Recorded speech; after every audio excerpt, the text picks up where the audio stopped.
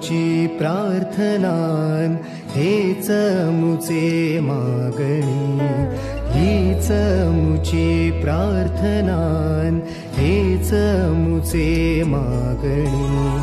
माणसाने माणसाशी माणसा सम वागणे,